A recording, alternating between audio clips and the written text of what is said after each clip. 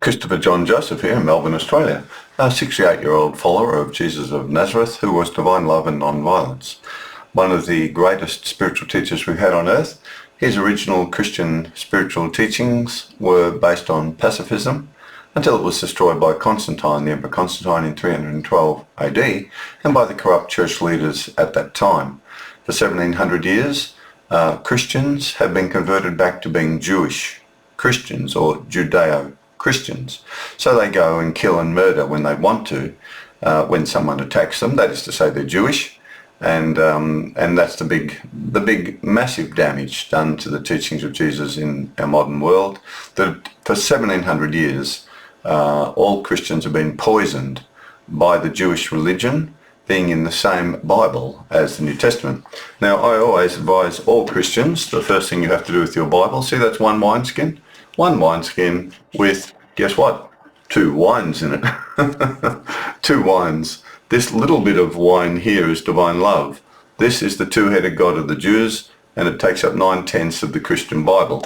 Now, that's the Jewish religion. If you want to follow 2 gods, study the Jewish religion. There's a war god, murdering, thieving, brutal, revengeful war god, and a God of love. If you're interested in Jesus bringing you to the spiritual world of heaven, then just follow his words.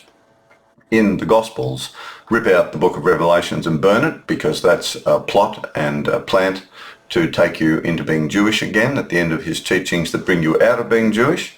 And that's all I've got to say about that. I've never been a Judeo-Christian in my life. I've only been a Christian. I'm interested in Buddha and Jesus in particular because they were both pacifists. Jesus originally was, and it was destroyed by Emperor Constantine, as I say, in 312 AD.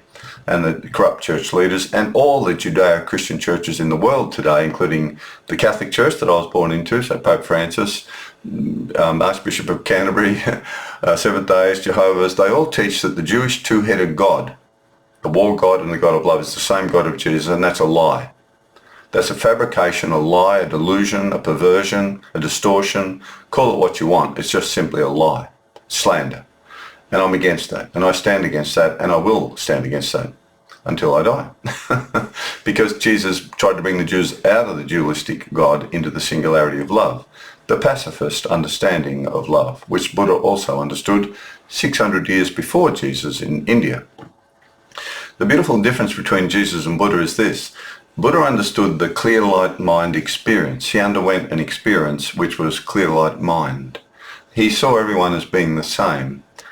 Buddha, of course, was born in the Hindu tradition with multiple gods. He realized there must have been some sort of way of understanding this multiplicity of gods, Brahma, Shiva, Vishnu, etc., and Ganesh, the many different gods that all the religions had in those days. Greece, Rome, etc., and the Jews had a two-headed God. And Buddha underwent a massive shift in his understanding, his consciousness, his experience, and he had this beautiful clear light mind experience where he didn't hate anyone anymore. not that he hated anyone, but he didn't have the ability to hate anyone because he realized we were all the same underneath, you might say. We all had this same consciousness of oneness. Divine love is the way I would describe it. A lot of modern Tibetan monks and Buddhist monks do talk about it being sort of a oneness of love, and that's correct. But they don't talk about spirit. They talk about the mind, your consciousness being at one, and seeing everyone as being your brother and sister, essentially. So it's perfect equanimity. So Buddha had this realization, sat in a forest, and invited other children to come and study with him so they'd have the same experience. He said, the problem's in your mind. You've got to clean the adventitious negativities out of your mind. And then you'll experience what's the true nature or the true identity that you have. And of course, Jesus said the same thing. He said, you've got to clean the inside of the cup out. That's where all the filth is. Having a dirty body means nothing. It's all just flesh and blood and bones and dirt in the earth anyway. It's already made of dirt. Don't worry about dirt on your body. Worry about dirt in the mind. And Jesus taught the exact same thing as Buddha. Clean your mind out. But the interesting thing is, Jesus had another level. This is 600 years after Buddha, so he had another inspiration beyond Buddha. Buddha taught you come into the forest with him and get away from mankind's mankind's machinations and whatever, money and markets and making whatever, come into the forest with me and live a very simple life of a monk or nun. And of course in the Indian Hindu tradition, and in the Christian tradition too, and many traditions, priests or monks, spiritual teachers are supported by the community. They're given food and shelter and clothing, or money, whatever it may be they need. So that tradition in India was very, very strong and still is to some degree. So people came to study with Buddha to experience this same beautiful, clear light mind, which connects you to what Christians would say is God, the beautiful presence of God in everyone. Buddha was a pacifist. Now, Jesus has had the same experience, absolutely. However, he then realized, well, I've experienced this beautiful oneness of love, but now I've got to reach down to the children who have fallen down into sin or sickness or illness or damaged or outcast, abandoned, lepers, these sorts of people. I've got to bring this divine love to them and let them know they have a spiritual body inside themselves, which is perfect. Even though the leper's body was, decaying from leprosy, he touched the leper's body and even healed the body. Now, he could only do that because he was at one with love. He was not Jewish. Jesus was not Jewish. He was beyond Jewish. The Jewish religion is a dichotomy, a dualistic religion. The God of war and the God of love. Two different, completely opposing gods. They just black and white. They just oscillate between the two whenever they want to. They've stuck it onto one body and called it Yahweh. Two heads on one body. They've never worshipped one God and they still don't. Jesus came out of the Jewish dichotomy and the perversion and the delusion and understood there's only really one divine source of life, and that's a loving spiritual life force. Jesus personalized it as a living being. Buddha never did that. So for Christians, I think we're more comfortable to think of this beautiful spiritual being, but I have to say to you, this consciousness of this being is so beautiful. He or she is pure love.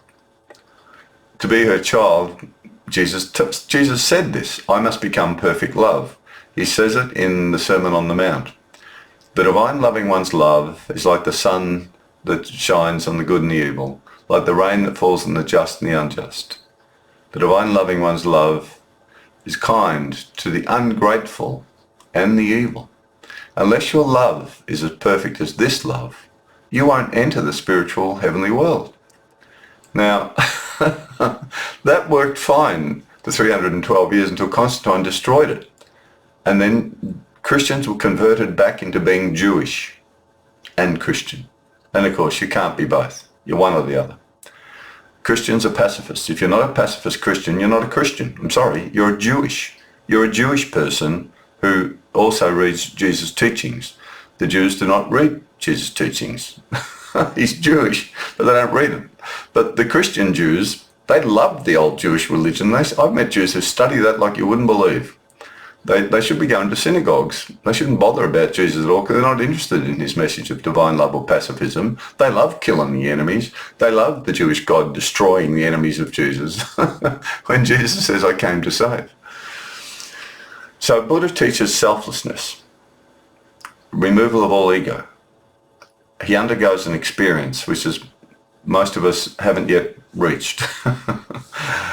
Jesus had the same experience of selflessness.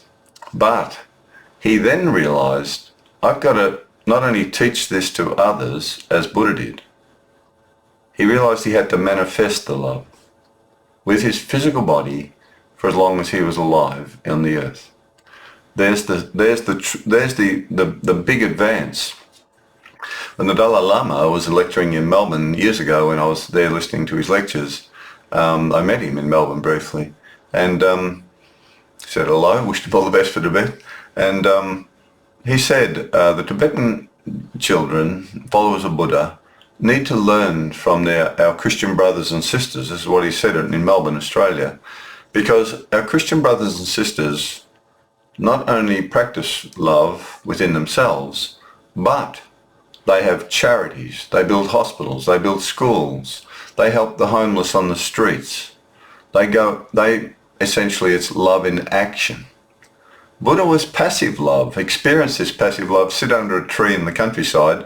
There's nothing more I'd love to do, but I'm stuck in Melbourne because I'm too ill to leave Melbourne. So I have to stay here with all the traffic noise and whatever and pollution. But I'd love to be out there with nature in the countryside, as Jesus often was himself, and just experience this beautiful sort of feeling of love. But Jesus said selflessness ultimately should manifest serving others in need. Now, most of us are too greedy or selfish to do that. And the Western culture tries to brainwash you into being selfish. The cult of the money worshippers is in big swing here in Australia. We've got a casino in Melbourne and pokies that were brought in about 20 years ago to destroy human lives, spiritual lives, by the government that's corrupt and upheld by the corrupt governments that we've had ever since then for 20 years. They could never do that prior to that because there were too many Christians. But now the churches are emptying, you see. And once the Christianity, spiritual, moral, sort of ethical ways of living a good life and not harming children, but bringing love to others, once the congregations dropped right down, then the corrupt governments in Victoria, in particular I'm talking about in Australia, the state of Victoria, the corrupt premiers brought in the casino and the pokies and flooded the place with them because their mates were money worshippers. And in fact, two of the mates of the Premier of Victoria at the time built the casino. His mates built the casino. They're money worshippers. They don't care about the destruction of life whatsoever. They don't believe in any life after death or spirituality on any level at all. They're money worshippers, and they want children to just worship money. And of course, gambling, of course, is one of the biggest cons in the world. Of course, as we all know, it's rigged. Most people's lives are going to be destroyed and emptied. Their pockets, their wallets are going to be emptied. And the very few rich, and filthy is a good term, the filthy rich will reap the money. But then those filthy rich children who run these evil things, they all die. That's when they realise how evil they've been. Until then, they won't realise it, of course, because they're corrupted. So Jesus tells us to help each other, become selfless. I digress a bit there, but I have a bit of a bee in my bonnet about the evil, seeing Melbourne and Victoria destroyed in Australia by these evil politicians and the corrupt people who run these casinos and pokies. So Jesus says this. Jesus said, "Children of all nations shall come before the divine loving spiritual creator, and they will be separated like a shepherd divides sheep from the goats. And the divine loving creator will say to the virtuous sheep, 'Come into the heavenly spiritual world prepared for you. For I was hungry, and you gave me to eat. I was thirsty, you gave me to drink. I was a stranger, and you welcomed me. I was naked, and you clothed me. I was sick, and you visited me. I was in prison, and you came to me.' Then the virtuous children will answer the divine loving creator and saying, 'When did we see you hungry and feed you, or thirsty and give you drink? When did we see you a stranger and take you in, or naked and clothe you? When did we see you sick or in prison and come to you?' And the loving creator will answer and say to them, 'Truly I say to you, whenever you did these things to one of the least of my children, you did it to me.' The divine loving creator's presence is in every single child you've ever seen or meet. The homeless person on the street, the drug addict, the prostitute, whoever they are, even the evil criminal. Inside them is the presence of the divine loving creator's spiritual life force in their spiritual body, whether they know it or not. Those children who through various traps and various problems and mistakes have fallen down, Jesus says, once you realize you're a spiritual child and your spiritual body's not going to die, but your body of flesh will, and it will not rise from the grave. I'm sorry, it won't do that. It's earth. It stays with the earth. But your spiritual body will. And your spiritual body will come into the presence of the source of your spiritual body. And that source is a divine spiritual life force of pure love. So how pure is my love? All love comes out of your spirit. The physical body is merely a means to express it in the material world. The material body should be expressing something that's very spiritual. Then you become selfless, generous, kind, loving, forgiving, compassionate, non-judgmental. So Buddha taught selflessness through the experience itself. the actual consciousness of God's love awakening in your spiritual body is the way I would describe it. Buddha uses different terminology, the clear light mind experience. However, Jesus says, sure, you must reach that level. Then you become a spiritual child on earth, but you've got two bodies. One's physical and will die, and the vultures or the worms will eat it. The other one will go back to its source. It's a spiritual body. It's only empowered by the loving life force of the divine loving creator and nothing else. Have you lived out of that or not? Or in the dualistic body of the flesh, you can hate and kill and become a shadow figure, like all these warmongers that are going on at the moment. They're shadow figures. They have no real spiritual identity at all. They're just shadows. There's no life in them. They're beasts of the flesh. So life is spiritual. It's not flesh. Flesh has its own dynamic, its own earthly energies, chemicals. It's all chemicals. It's a different sort of energy. The spiritual energy comes from love. So all those people who are murdering each other, the Israeli army are all murderers, Hamas are murderers, Russian army are murderers, Ukraine army, they're all murderers. That's all they do, they murder other children. The only people who are spiritual in those groups are the ones who refuse to partake in the action of murdering other children of God. They're the spiritual children, and they're normally hated. The Jews imprison anybody who won't join the mandatory, conscription to learn how to kill other children. It was here in Australia too. In the Vietnam War, if you were conscripted to join the army to be taught how to kill other children, and you refused, you were thrown into prison. Same in America. So your own people will punish you if you don't follow these rock apes who want you to learn how to kill and murder. Now that's the challenge all spiritual children face. All true Buddhists, all true Christians should be pacifists. We can't partake in that. The Amish in America, they were thrown into prison. They were called up in the draft in America for the Vietnam War. They said, sorry, we can't do that. We can't kill anyone. So they were thrown into prison. And the same here in Australia and America, of course, in general. So, and Israel, the same thing. These people follow a dualistic God, a murdering, thieving, brutal war God, and a God of love. Sorry. You can't ride two horses at once, as I think it says in the Gospel of Thomas. So, make up your mind. So there's Jesus saying the selflessness comes actually about, eventually it creates a selflessness to serve others. And then you find that this loving life force flows through you to the other child. Then you can let go of everything in the world. You need food and shelter and clothing. We all need that. But you don't need excessive amounts. You don't need to have $100 million in the bank and walk past a homeless person, which is what happens here in Melbourne and all over the world in Western countries of the filthy rich ignoring the poor.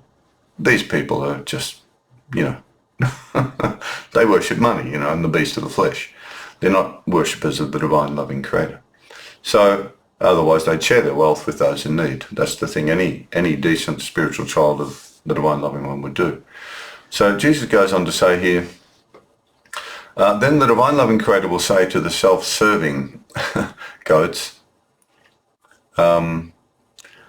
who are cold-hearted, lacking in the spirit of love. These are like the filthy rich in the world and just others who are demented in warmongers, etc. Depart from me, for you are not ready to enter the heavenly spiritual world. Travel on with your selfish ways and inner darkness. For when I was hungry, you gave me no food. I was thirsty, you gave me no drink. I was a stranger, and you did not take me in, naked, and you did not clothe me, sick and in prison, and you did not come and help me. Then they will answer, divine loving creator, when did we see you hungry or thirsty or a stranger or naked or sick or in prison and did not help you? The divine creator will answer them, truly I say to you, whenever you did not do these things to one of the least of my children, you did not do it to me. These will then go and experience a painful awakening, exposing their selfish ways and false condition, which will be like a fire of realization for their souls and spirits, so they may be cleansed. It will last as long as it takes for each soul, while the virtuous and kind ones who lived out of love will be immediately welcomed into the eternal heavenly spiritual world of the divine loving spiritual creator. Peace, joy and love will be all around them and be with them forever. Now this is Jesus' teachings on this matter, and they're really profound. It's just stunning that the selflessness of Buddha was an inner experience of your mind. And Jesus said, yes, I agree. This has to be experienced first.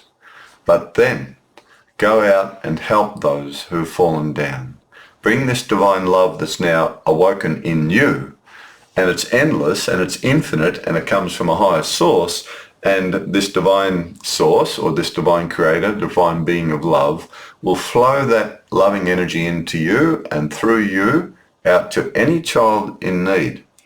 And of course, once you become a spiritual child, you don't judge. You just give the love in the best way possible to whatever way they need it. And then you become an awoken spiritual child, and you're just waiting for your piece of meat here in the middle of the flesh to stop moving. Once this piece of meat called the heart muscle stops moving, then your spiritual body will leave. It'll separate from the physical body, because we have two bodies. And Jesus taught this absolutely. Now, this is where Jesus is talking about the two-headed God of the Jews. Why do you not understand the words I teach? Because you are not able to listen to my words and perceive their meaning. You are of your father, the devil, and the desires and lust of your father you want to do. He was a murderer from the beginning and does not stand in the truth, because there is no truth in him. When he speaks a lie, he speaks from his own self, for he's a liar and the father of it. So because I speak the truth, you do not believe me. Which of you convicts me of any sin? If I tell the truth, why do you not believe me? He who is a child of the divine loving spiritual creator understands the divine creator's words. Therefore, you do not understand, because you are not children of the divine loving spiritual creator. So the Jews didn't understand about the divine oneness of God. They were worshipping a war god, a satanic war god, and they still do. And the trouble is now Judeo-Christians worship the same Jewish God now for 1700 years. The Pope and the Archbishop of Canterbury, the heads of all the churches in the world, had to cut the Bible in two. That's the first thing. Stick the old Jewish religion up on the shelf and occasionally refer to that to see where there's some talk about love. But you can also use Buddhist teachings or the Baha'i faith or Hindu tradition, the Bhagavad Gita. You could use any book in the world to talk about some love in the Quran. There's love in the Quran. But Jesus talks about the singularity and pacifism. So did Buddha. And that's the difference. Jesus is a complete pacifist to the point where he let them murder, kill his physical body, because he appeared to the disciples in his spiritual body. And that's the next part. Jesus replied, you are mistaken, for you do not know the scriptures nor the power of the divine loving spiritual creator. For when their spirits and souls rise from the physical death, they neither marry nor are given in marriage, but are like the angels of the divine loving creator in the heavenly spiritual world and can die no more. So Jesus is clearly saying you've got two bodies. And once you move into your spiritual body now, love your family, your friends, your neighbours, etc., and people who hurt you, and it's going to happen, rob you, steal, whatever, war, we have to feel sorry for them. We have to forgive them. Forgiveness is an extremely profound, high level of love. It's one of the highest levels.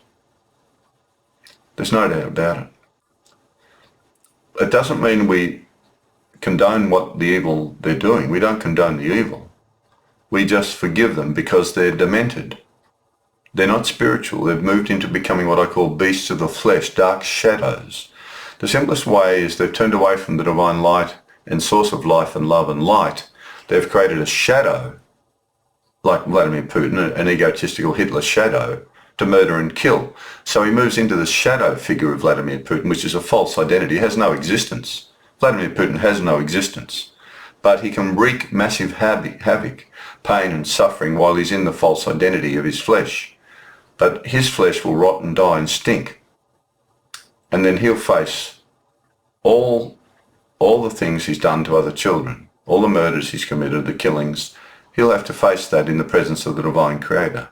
That's when he'll be sorry. If he doesn't get down on his knees now and repent, he's going to have a hellish experience. And he's got no idea how bad that's going to be. No idea at all. He's got no idea. We can only pray for him. Pray the divine presence somehow brings him to his knees, wakes him up. But he's unfortunately, at the moment, a lost soul heading into a hellish experience after his body rots and dies and stinks. So we have to pray for him that he repents, apologises. Been able to apologise for murdering so many thousands of people, but he can do it if he wants to. But of course he's trapped now in this false identity. So he can't enter heaven, but he doesn't believe in heaven anyway, and he doesn't believe in hell. He has no beliefs, no spiritual beliefs at all. He's a beast of the flesh, a false identity. He has no spiritual belief, as we can clearly see from his actions.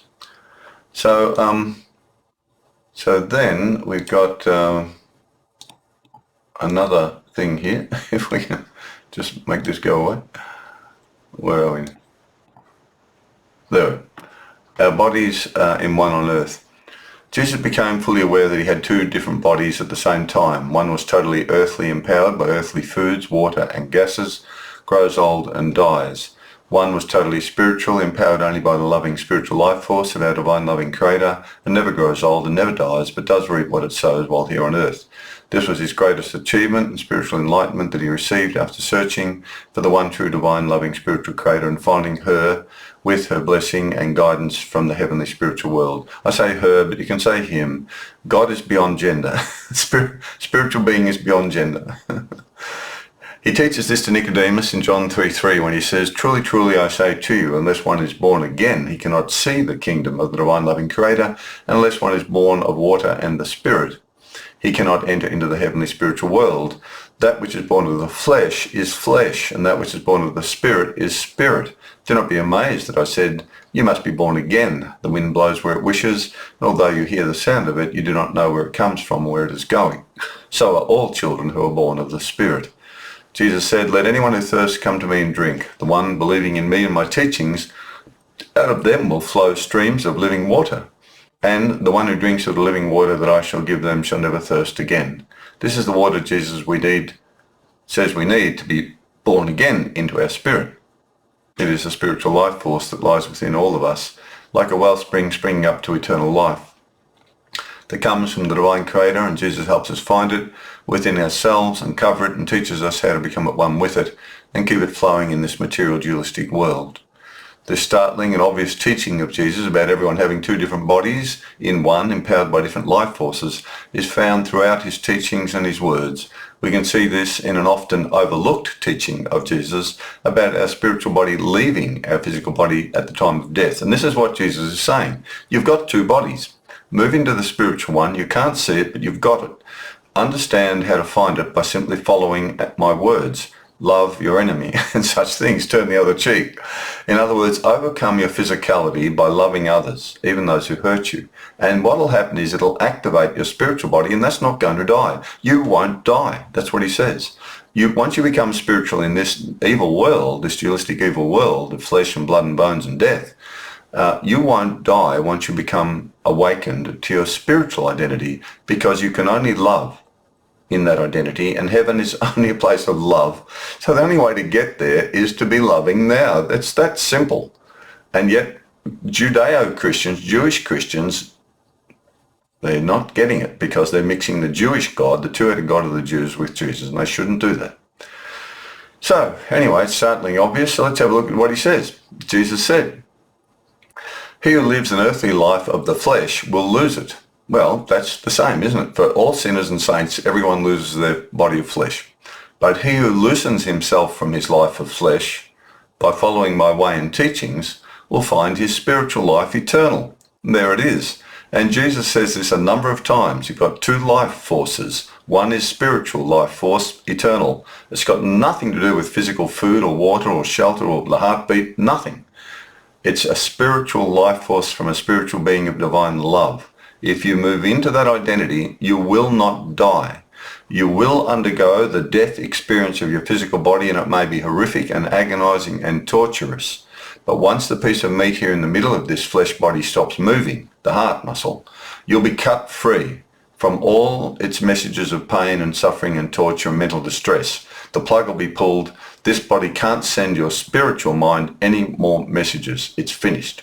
And your spirit will be free of all suffering, even during the death experience, which can be extremely difficult for many, many, many of us.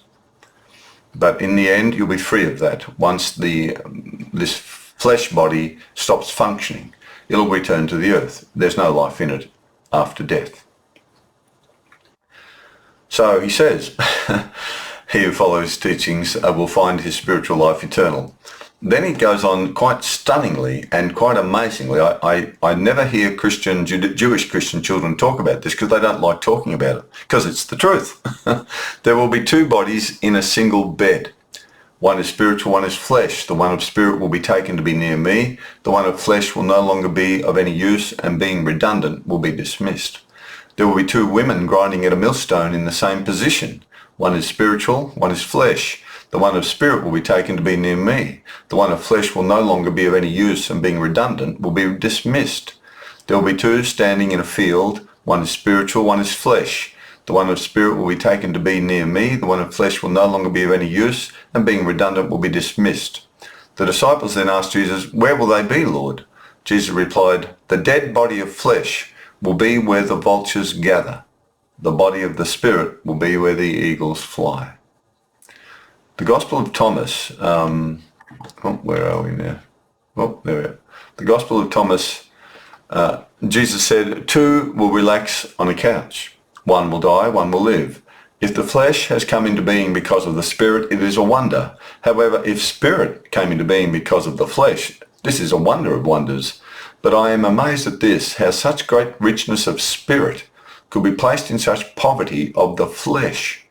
Know what is in the presence of your face and physical body, and what is hidden within you will be revealed and come forth for you to become." So we have a spiritual body within us. We can't see it, he's saying. But if you understand how to activate it and come alive in the spirit of love, you will be spiritual. And when your physical body dies, you will not die, because you've associated yourself with a spiritual body. Now, this is the opposite of what all those warmonger, the satanic children, are doing in the Northern Hemisphere. They're murdering and slaughtering because they're beasts of the flesh, you see. They've moved out of their spiritual identity into the rotten, stinking flesh. The entire Israeli army, Ukraine army, Russian army, Hamas, they're all rotten, stinking bodies of flesh in the end. They worship death. They create death. That's all they're doing. They're not spiritual. None of them are. Oh, the Muslims may call on Allah and the Jews may worship their two-headed God. It doesn't matter. It's irrelevant. They've moved out of their spiritual identity of love, so therefore there's no real spiritual life in them. And that's what Jesus is saying here. These are the bodies where the vultures will gather. They're not going where the eagles fly at the moment, that's for sure. So these extremely important teachings of Jesus clearly show our physical body of flesh dies and does not rise from the earthly grave. It becomes food for the vultures and worms, because we have a far more beautiful spiritual form body with us right now, which separates from our body of flesh at the time of death. Now, this is what Jesus taught, and he demonstrated it. He let them kill his body of flesh, and he appeared to the disciples in a spiritual body. Peter and John had to hide the physical body because they saw him in a spiritual body and they didn't know what to do, so they hid his physical body.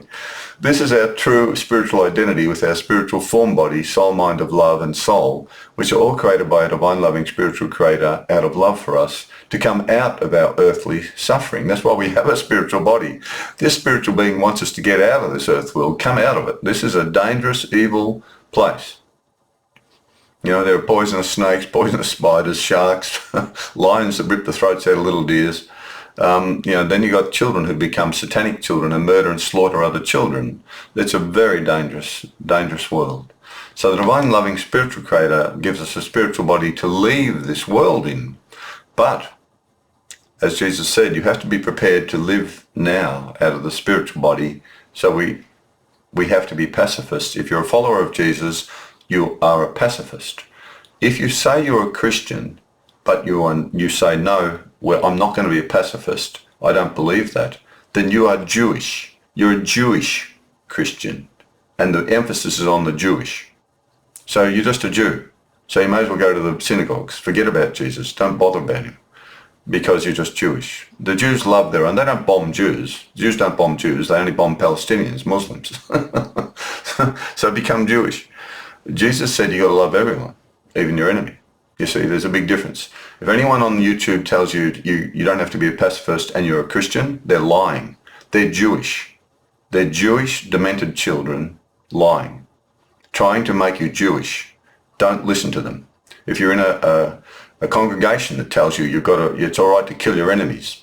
They're Jewish rabbis speaking to you. They might say they're Christian ministers and all this rubbish, but they're not Christian. They're Jewish. They're Jewish Christians trying to make you be Jewish. Now, the trouble is Jesus said, don't. Don't kill your enemy. Be a pacifist. And for the first 312 years, look it up for yourself, historically, Constantine was the one who destroyed the Christian religion. And all the churches are doing it today, except for the Amish, Quakers, a few others. They won't let their children join armies because they know it's wrong. You have to be spiritual. So our true spiritual identity, with our spiritual form, body, soul, mind of love and soul, which are all created by a divine loving spiritual creator out of love for us to come out of our earthly suffering. That's why we have a spiritual body, because this place is evil.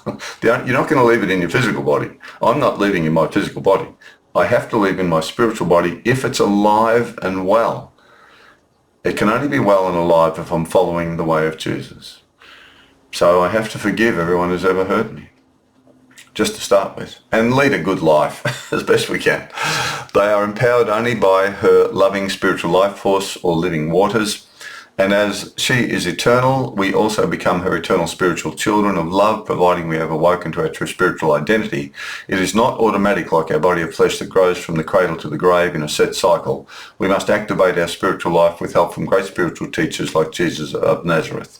As I say, I talk about the divine loving one as she, because the feminine in this world, generally, they don't start wars like crackpots like Putin and Netanyahu and all these other people who murder and slaughter. Mostly the males do the slaughtering. So they're satanic. Males seem to be able to be easily coerced by Satan to become Satan's children. Women tend to hold back. And I mean, when women give birth to children, do they really want to see them go to war and get killed? Whereas men don't give birth. So if men underwent the pain of birth, maybe if Vladimir Putin had to give birth to some children, maybe he wouldn't be so eager to go and slaughter other children. Poor Vladimir. What a sick, demented, crazed man he is. A little boy who's now totally demented. It is telling that Jesus specifically states that there are two bodies in a single bed. Now, this is the thing. He's saying it's very specific. The Greek translation's very specific. Jesus said there's two in a single bed. A small single bed can only hold one physical person. And there are two women grinding at the millstone. It is important to understand that each house had a small grinding stone to make flour for cooking breads. This stone only had one groove in it, where only one grinding stone could move back and forth to grind the grains. Two different women could not use the same small grinding stone. Clearly, Jesus is telling us we all have two bodies but can only see one. And that's the core of his teachings. If you don't get that, you can't be a pacifist. You won't be. You'll be too frightened. You'll think you've only got the physical body and someone's going to kill it, so you'll kill their body first. That's what he overcame. He understood. He realized there's another whole dimension beyond this little temporary world we're in. He understood this. Followers of him believed this and understood this and followed it for 312 years till Constantine, the destroyer, and the corrupt church leaders, and they're still all corrupt, all of them. I love Pope Francis, he's a great guy, but he's corrupt. He's teaching that the God of the Jews is the same as Jesus, and that's corrupt. The Archbishop of Canterbury, the Seventh-day Adventists, the Jehovah's, you name it, they're all teaching this same lie. They should stop doing that. They should know better. I'm just a gardener and I know that that's a lie. So if I know that and I'm a gardener, surely they do. However, I digress. So Jesus is clearly saying you've got two bodies. And this is the problem.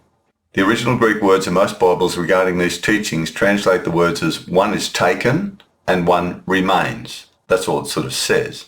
The correct meaning of the Greek word taken should be translated as to receive near to. One is taken. There's two in one bed. One is taken, one remains. That shouldn't say just taken. It should mean to be near to. That's the real meaning. Taken, to be near to. Near to who? Near to what? Well, if it's a spiritual being of love, they're taken to be near Jesus in the heavenly world. That's where he is. He said, follow me, come up here. It's much better here. I'm going there. Follow me here. I don't think he's coming back so much as we have to go there. So So the word remains simply means sent forth or dismissed. It's of no use anymore. It's sent forth. A woman grinding at the mill has a sudden heart attack. Her body drops dead. Her physical body dies. That's vulture worm food. It's fed to the vultures. Her other spirit left. Her spiritual body left. She had two bodies. One stays and rots into the earth, goes over the earth. One leaves and is near to the source of her spiritual life, which has to be a spiritual source. The earth is the source of our physical bodies. The spirit, and Jesus says God is spirit. The divine presence is spirit. He says that. So the source of my spiritual life and your spiritual life is this spiritual consciousness or being of love. So naturally, I'm going to return to that conscious source from which my spiritual body and life has been created from. And then it's just a matter of how close am I to being a child of love, created by a being of love? If my identity is in accordance with love, then I can enter this other spiritual world where there's no armies or guns or bombs or any of that sort of evil stuff. It's not there. My mind is just love, and all the children there are just love, because we were all woken up that we're children of this divine loving spiritual being. So we have spiritual bodies in a spiritual world. The flesh and blood and bones stays back here in this world of dirt. Earthquakes, tidal waves, volcanoes, exploding suns. I mean, you know, the material universe is just really an evil sort of place, really, when you look at it. It's just horrible. But the spiritual world, we're told, is far more beautiful. So I'm happy to at least try to get ready to, you know, see if I'm ready to enter there, because I know this place is evil. So anyway, so our spiritual body does not die, but our body of flesh does. The original Greek words here, one remains. Also Jewish Christians, you know, they abuse this saying of one remains, one's taken. This is not an end of the world apocalypse teaching, as some Jewish Christians would have you believe, but a simple, enlightened, universal truth that Jesus taught us. The trouble with the Jewish Christians is they're talking about the end of the world, and Jesus and God are going to destroy all the bad people and throw them into hell, and you're all going to be destroyed if you don't follow Jesus and this sort of thing. These are the Jewish Christians. They're Jewish children. They're not Christian at all. Jesus is just some sort of add-on. They don't even understand the God of Jesus, as Jesus himself said. You call me Lord, Lord, but you don't follow what I say. So we've got big problems there. So that it's not an apocalyptic thing. This is about you've got two bodies. Our spiritual body does not die, but our body of flesh does. Our destination after death depends on the divine spiritual law of reaping what we sow. It is neutral and just takes us to where we reap what we have sown, according to how we have lived our life on earth. If we have created suffering, we receive that same suffering. If we created love, we receive that same love. As Jesus said, as with what measure you give, you shall receive. You'll reap what you sow. So Jesus is sort of hopefully saying that those who are spiritually awakened, when they die, they'll be taken to be near him in the heavenly spiritual world. And Nicodemus and the Jews had no real understanding about this at all, which is why Nicodemus asked Jesus if we are meant to climb back into our physical mother's womb to be born again. Jesus then replies with some surprise saying, "Are you a spiritual leader of Israel, but do not know these things?" So Jesus has this incredible spiritual insight that we've got a spiritual body that's going to leave our physical body behind, that rots in the ground, as his body did. It was hidden by Peter and John. They had to hide it because they saw him in his spiritual body, and they knew that if they didn't hide his physical body, and they told the Jewish people, "We saw Jesus, he was alive after you murdered him on the cross," then the Jewish leaders would go to the tomb, open up the tomb, see his rotting body, physical body, and then they'd call all the apostles liars, and then the Christian parables and all the beautiful sayings we got of Jesus would have died out. So they made a decision, Peter and John, to hide the body. I'm sure of that. And they did it for good intention. They wanted to save his words. And he does say, "My words are spirit and life." The Jews weren't ready to understand that we have a spiritual body. Just 2,000 years ago, they weren't up to that level. So there are a few words missing at the end of these teachings. And Jesus has, Yeah, as he explains things, in most Bibles it just says, the disciples just say, oh, where, Lord? Well, clearly Jesus has already explained where the event happens. Just as we all know, death can strike at any time, in a bed, in a field, or while you're doing your cooking chores. But the question is not complete. The real question the disciples wanted to know was, where do they go to, Lord? That's what's missing. We only have the answer for the bodies of dead flesh in all mainstream gospels in the world. There's only this one body. The answer is only where one body goes. The flesh body goes, the vultures eat it. It's dead. It's worthless. It's worth nothing. The other saying is missing.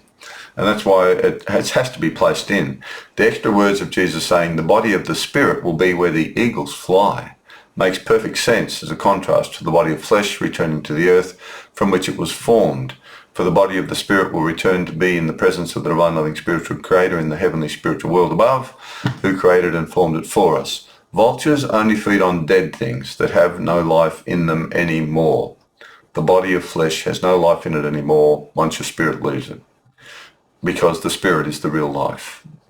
But it has its own organic energies, chemicals and electric currents and things, but they only work as long as the whole mechanism is intact. Damage one organ too much and the whole thing falls apart. But the spirit's different. It's only singular. Its life force is from a divine source.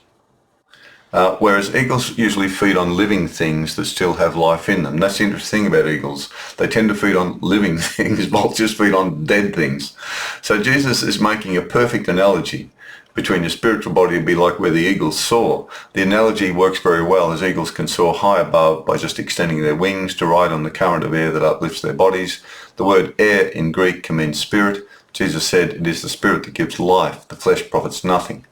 We are lifted up into our true spiritual identity by the Spirit of the Divine, and we will have perfect bodies like angels in the heavenly spiritual world, who are often depicted with wings like eagles. Just a coincidence, probably. We must move into and start living out of our spiritual mind and body today, ready to live at any moment, that we may be called out from our body of flesh. Our spiritual identity must become our primary true identity, and our body of flesh is our secondary and complementary temporary body. It's a bit like water in a vase. And when you think about water in a vase, all the vases are different shapes, but when you pour the same water in, it takes the shape perfectly. That's the spiritual body in everyone you see. Our spiritual bodies can fit the form perfectly, but it's water in a clay vase. It's not the same substance. And so Jesus is constantly, that's my own analogy, not Jesus. He didn't mention the water in the vase one. He could have, might be missing. But it makes perfect sense. But the main thing he's saying is you've got two identities, two bodies. One's going to die for sure, absolutely. Everyone, saint and sinner alike. But the spiritual body will live on. Now, is that spiritual going to enter the beautiful spiritual of love or not? Well, that depends on you. If you lived out of the beast of the flesh, and all flesh dies, rots and stinks, and is death, if you worship death, lived just a lustful life of nothing but greed and indulgence, and like Vladimir and all these other children, these armies murdering and killing and slaughtering other children's bodies of flesh, you've become flesh. So all those children die and rot and stink. Now their spiritual life will be judged in accordance with the way they've lived. So they'll be in a hellish experience, depending on the degree of hell they've created for themselves. Every innocent child they've killed will be in heaven. It's that simple. So the child is being crushed under the buildings in Gaza. The poor Israeli children who are slaughtered by the Hamas satanic children, they can all be in heaven, in total joy, never to suffer again. Whereas all the Hamas fighters, all the Israeli army, Russia, etc., they're all going to be in hell. So, but they don't believe in heaven. They don't believe in any sort of spirituality at all. None of these children do, because you can't be spiritual and kill another child of God. You can't do it. So therefore they're not spiritual. They're beasts of the flesh, false identities. So that's the way it is, as I understand it. So I just want to just say it's really important that you understand that the message of Jesus wasn't just Gnostic. That is, you do have to undergo this experience of oneness. That's true. But Jesus went beyond Buddha's teachings, and selflessness becomes serving others in need of the love that they haven't got. You bring the love to them. And that's the massive, unbelievable beauty of Jesus' teachings. It's just massive. Such a beautiful, beautiful balance between I try to become spiritual first, remove the beam from my own eye, etc., etc., see the truth of divine love, see the duality going on, people killing and loving and hating. That's duality. Come into the singularity of love. You try to experience as best I can, forgive those who hurt me, get stronger and stronger in spiritual identity. And then when I see someone in trouble, sitting on the street there, homeless person, whatever, I go and ask them, got some food or drink, anything I can do for you. Love your family, love your husband, your wife, your mother, your father, your children, your grandchildren, your neighbours, the people you work with, someone in trouble at work. Bring the love to the circle that you're in. Someone in your circle will need help. If you ignore them, because you want to play golf on the weekend, or you love tennis, or it interferes with your holiday, caring for your old mum, gee whiz, that's going to be a bit boring, I'll have to stop my work, I love my work. If you start to move in that direction, then you're not strengthening your spiritual identity ready to die. Because you have to be ready to die. That's what this world's all about. Get ready to leave it. It's hard to believe, but we're here to get ready to leave it. We're here to get ready to leave this world. And the only way to leave it is spiritually. There isn't another way. But every spirit reaps what it sowed. So there's danger. So we have to try our best. Jesus is one of the greatest spiritual teachers we've ever had. The singularity of love. I've never been a Jewish Christian, and I never will be. Love is all over the place, but Jesus had this singularity of love and was a pacifist. Again, I warn every Christian, Jewish Christian child, Judeo-Christian child, cut your Bible in two, rip the book of Revelations out of the Bible and burn it. Only look at Jesus' words, and then you'll understand the singularity of love that you have to become at one with him and with the divine loving creator of him, of us, and you'll be fine. You don't have to look at the Old Testament at all. Not at all. To understand Jesus, you don't have to look at that at all. Never. You never even have to look at it or know anything about it. Just look at his words and who this divine loving spiritual creator really is. A being of divine love who doesn't hurt anyone. Jesus won't hurt anyone. For me to enter that spiritual world, guess what? I have to not hurt anyone. Not even the enemy. Not even the enemy, says Jesus. Be a light in the world of darkness. I'll leave you with that. I'll go, and I'm just trying my best to help Christian children who are trapped in the Jewish religion to get out of it. Cut the chains that are binding you. The two wines should never be in the one wineskin of the Bible. Jesus said, whatever you do, don't mix this new wine with the old wine. Every Bible in the world has done that. Cut the Bible in two. I implore you, cut it in two. Never read the Old Testament until you've read the Gospels for maybe 10 years and meditated on the Sermon on the Mount and Jesus' words. Then, by all means, read the Old Testament if you want to. You'll find some love in there, but you'll find the evil war god as well.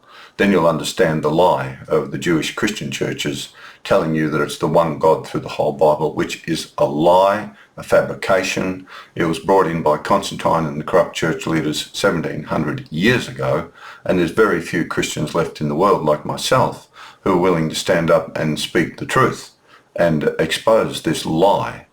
It still requires total faith in life after death and heaven and Jesus and his miraculous powers and being spiritual. We have a spiritual body. You've still got to be completely spiritual. It doesn't take anything away from any of that, knowing that the Jewish God is a two-headed God. But what it does, it frees you from this violent murdering God of the Jews. And God is only love. If I want to get into heaven, I better be only love. Jesus said this himself in the Sermon on the Mount. If you don't believe me, read his words. Okay. Love your way to heaven.